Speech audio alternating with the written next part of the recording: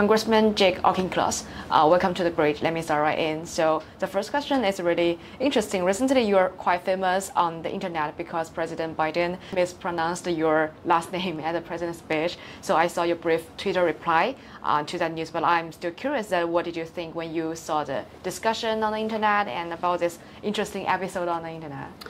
Everybody mispronounces my last name. I don't pay attention. Did I mispronounce that? No, you actually got it right. I don't pay attention to most of the chatter on the internet. I was enthusiastic the president was coming to my district, to Brayton Point, which was a former coal-fired power plant, to highlight our clean energy future, in which we transition from fossil fuels towards offshore wind, as in the case of Brayton Point, but also solar, fusion, geothermal, and an array of clean energy technologies that leave the planet healthier than we found it, that create good jobs for Americans, and that prevent our kids from having to face the kind of trade-offs that our generation is facing, both environmental trade-offs as well as geopolitical trade-offs.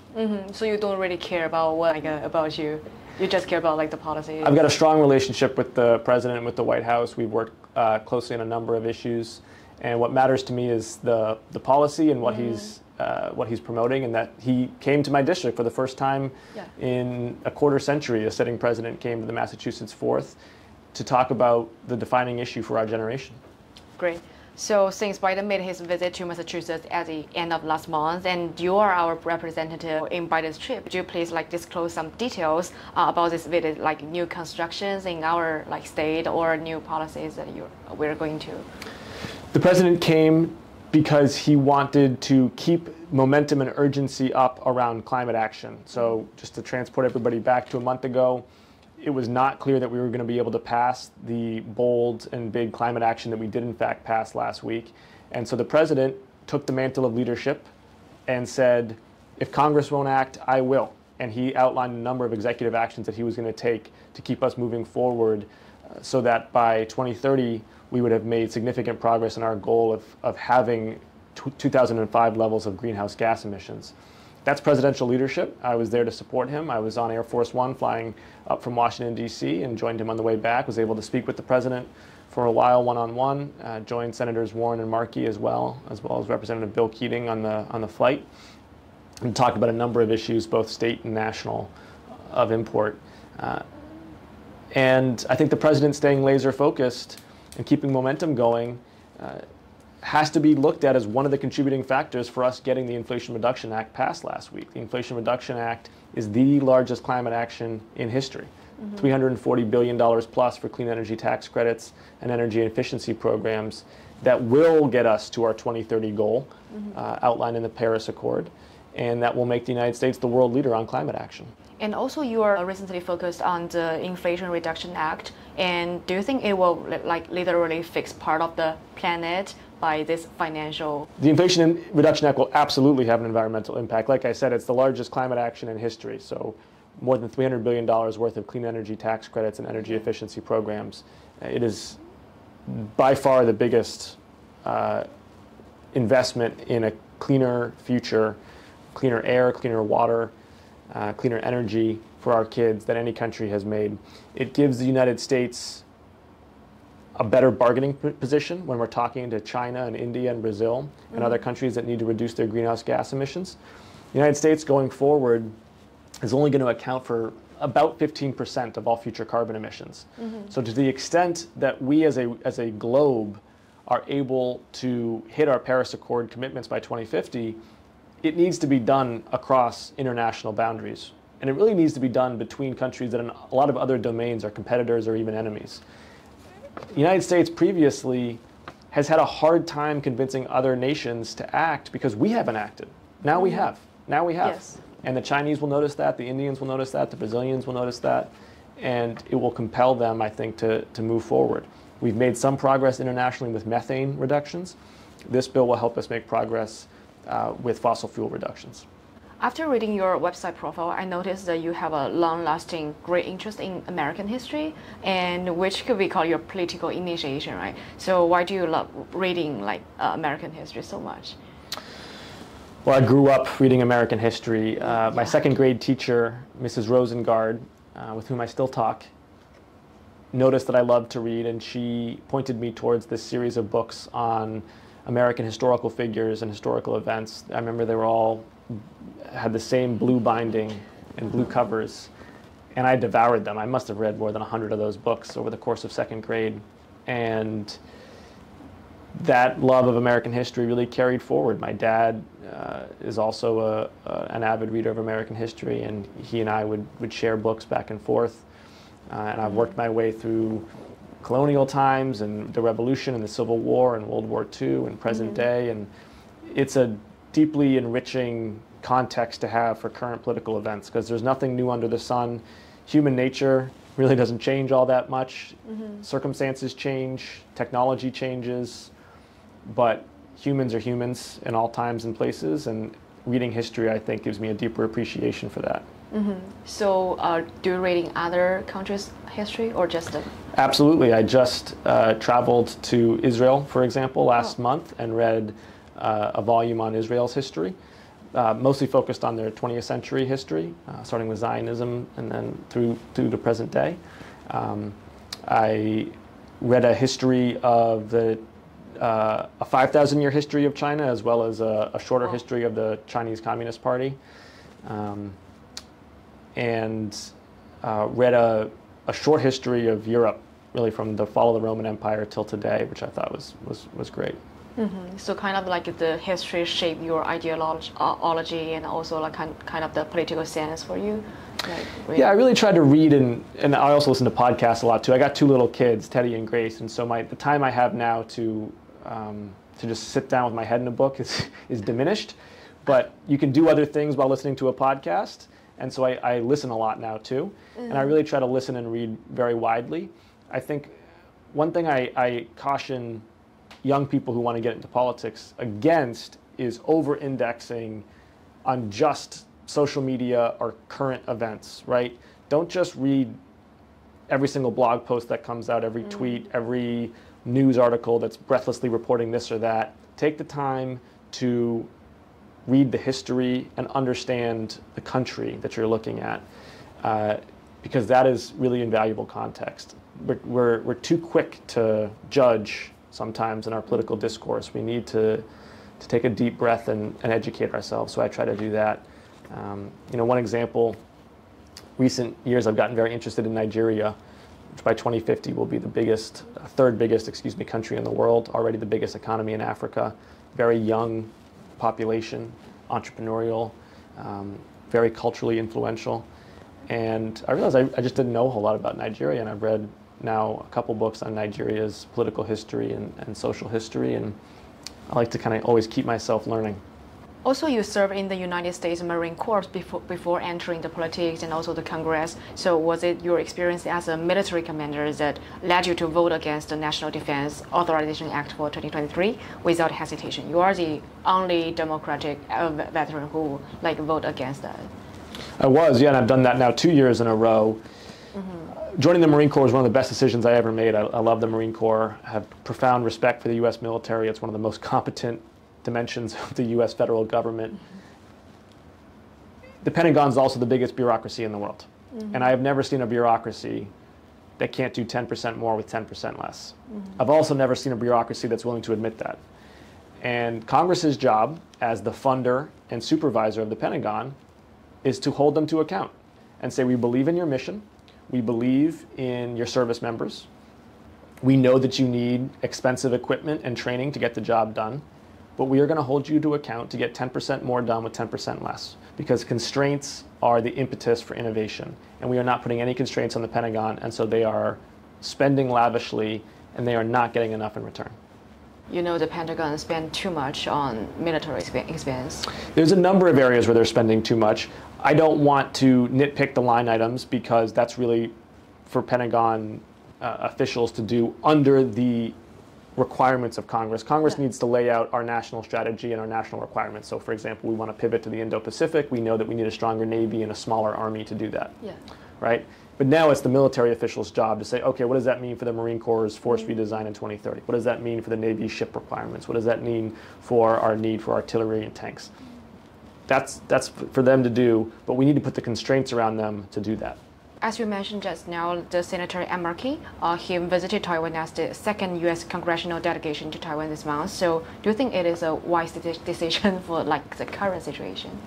Yes, I do. I supported the Speaker's visit to Taiwan as well as Senator Markey's visit to Taiwan. We stand in solidarity with the people of Taiwan in their rights to self-determine their own national future.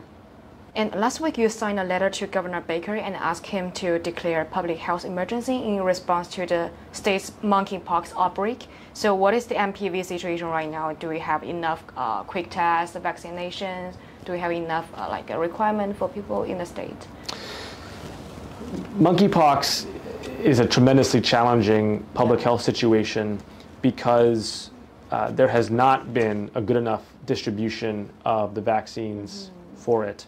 And there also has not been clear enough public health communications about the most at-risk populations. I think it's important for elected officials and most important for public health officials to be clear that while monkeypox can infect anybody, children, adults, it is most likely to infect men who have sex with men.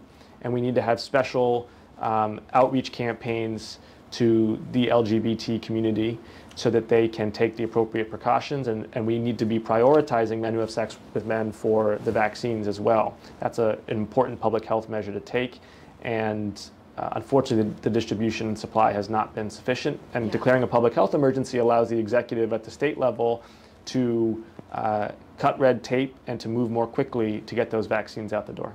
Yeah, so what is the response of Governor Baker?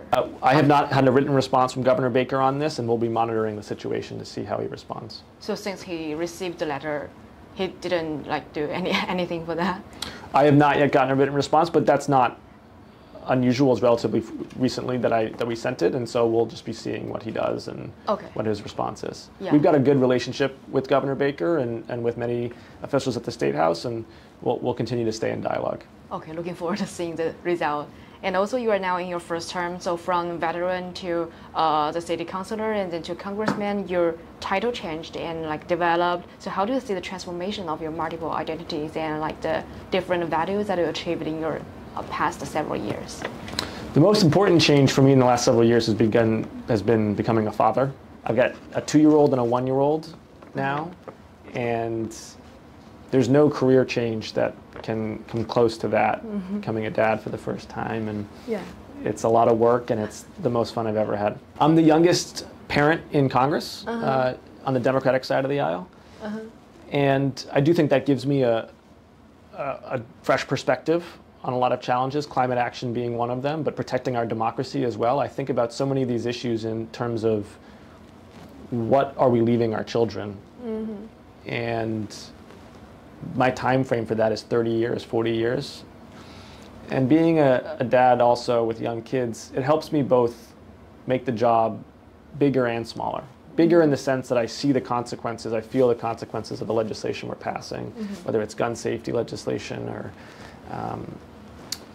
legislation about the federal debt or international relations. But it also can make the job a lot smaller. You know, everybody, you come home from work some days and it's just been one of those days, and you're tired, you're sick of it, you're getting criticized, whatever. But then you hang out with your kids and everything kind of washes over you. So being a father like led you to pay more attention to like clean energy, to gun safety? I think it really it crystallizes what's important. You know, it helps you brush off the small stuff, and it helps you really focus on the big stuff that matters and drive towards that. And the re-election is not far away, and we have a great community of Chinese Americans looking forward to listening to your views. So for Asian or Chinese community, what did you achieve in the past, and what will push forward in the future, like future term? I've had a strong relationship with the AAPI community since I first ran for the city council in 2015 here in Newton. And one of the things I realized when I was out canvassing, in that campaign, it was a grassroots campaign. I was running against an incumbent, and nobody knew who I was. So I went out and I knocked doors in Newton, just about 14,000 doors, one at a time. And one of the things I noticed there was that the AAPI community in Newton was not having its voice heard at the same level as the numbers who are here and their influence in a lot of other sectors would have led you to believe. Tremendous economic success, vibrant cultural associations and civic associations, the Chinese American community in particular, but relatively politically disengaged at that time in municipal politics, and I think probably in state politics too. And I started building really strong relationships with a number of members of the AAPI community in Newton, visited their schools, heard about their concerns both with education as well as with, the basics of parking for the after-school Chinese language programming, for example. Just kind of work with them on the nuts and bolts. And that's really developed into, I think, a really deep relationship, two-way relationship with the AAPI community now across the Massachusetts 4th. When COVID was at its worst, and there were a spike of hate crimes against Asian Americans associated with COVID, I was a co-sponsor of the legislation, the COVID Hate Crimes Act, as well as the COVID resolution, making clear that Asian Americans deserve to feel at home in their country, and that COVID-related hate crimes are un-American and unacceptable, and that all Americans need to stand in solidarity with our Asian American neighbors. I spoke at the rallies and also with small groups of Asian Americans in the district to make sure that they understood that as their representative, their voice and vote in Congress, that I was going to represent their values and ensure that they felt safe, and not just physically safe, but welcomed here in Massachusetts. And I hope they've seen that. I hope they feel that way. It's going to be an ongoing dialogue. I'll give you an example. Just a couple months ago, I met with a group of Asian American researchers, Boston University, Harvard, et cetera, who are very concerned about having been targeted, particularly under the Trump administration, by the Department of Justice's investigations into researchers who are sharing intellectual secrets with the Chinese Communist Party. And while there can be some limited credible reasons to be doing those investigations, they spiraled way out of control and really became, I think, a witch hunt against people based on their ethnicity or their nation of origin. And it had a chilling effect on science, and it made people feel unwelcome in their institutions of research and in their communities, and it's unacceptable. But they're innocent.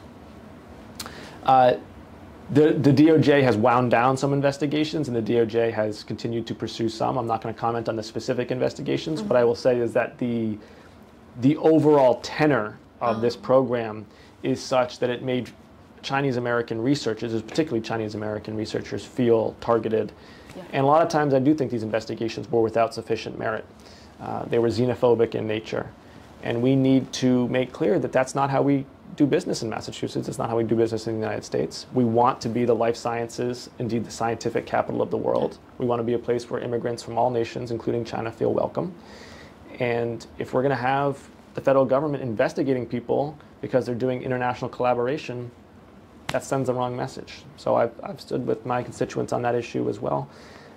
And we'll continue to advance their priorities and make sure that their values and issues that are specific to them are surfaced and represented. Yeah. So it looks like you have a lot of things to do right now, like several acts in the Congress and also to do business with the AAPI community. So what's your top priority right now? We've gotten a lot done this Congress. In the 117th, it's been one of the most productive Congresses really since the 1960s, since the Great Society. Yeah. Passed the American Rescue Plan, which reopened the economy, got kids back to school, Americans back to work. Passed the bipartisan infrastructure law, generational investment in clean water, fixing roads and bridges, high-speed internet. Passed the CHIPS and Science Act, which will fund basic research as well as independence in semiconductor manufacturing. Passed the Inflation Reduction Act, which we spoke about, largest climate action in history. And during all of this, we ended one failed forever war in Afghanistan and have been standing shoulder to shoulder with Ukraine as they fight back against an unprovoked, unjust invasion by Russia. And we will see Ukraine through to victory in that righteous struggle. What's left for us this term is the January 6th Commission and protecting the integrity of our democracy. The January 6th Commission has laid out a searing fact pattern of Donald Trump and his cronies' abuses of our democracy and of their cronyism. And we need to now ensure that that fact pattern is the basis for civil and criminal prosecutions at the federal and state level, which I think it will be, and which it already is underway.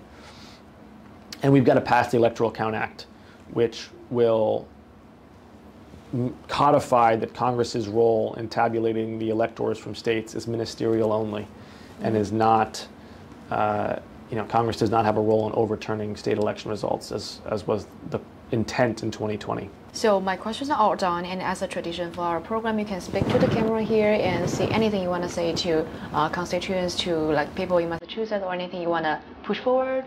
Sure. Yeah. Well, we'd love to hear from you about what your priorities are. Please visit my website at auchincloss.house.gov, and you can fill in issues of concern to you, and we're going to get back to you because we'd love to hear from those we represent.